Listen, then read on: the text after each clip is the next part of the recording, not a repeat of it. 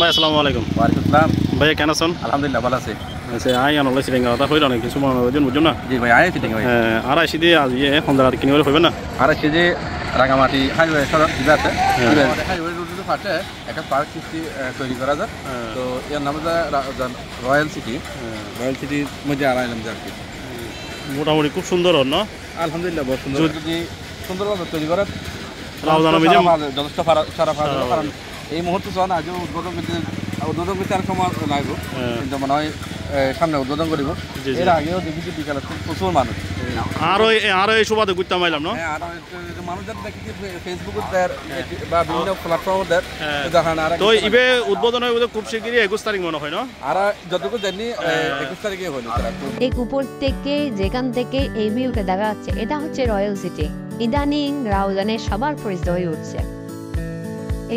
এটি অবস্থিত রাউজান উপজেলা পিং সিটি এলাকার পাশে। সাজানো হয়ে সম্পূর্ণ ফুল দিয়ে, বিভিন্ন ধরনের ফুল দিয়ে সাজানো হয়েছে এবং ছবি তোলার জন্য পয়েন্ট তৈরি করা হয়েছে।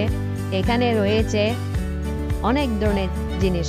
আর এখানে জুলাই মাসে যারা শহীদ হয়েছেন, যেমন ওয়াসিম, আবু সাইদ, বন্ধু, এদের ছবি দিয়েও মঞ্চ তৈরি করা হয়েছে।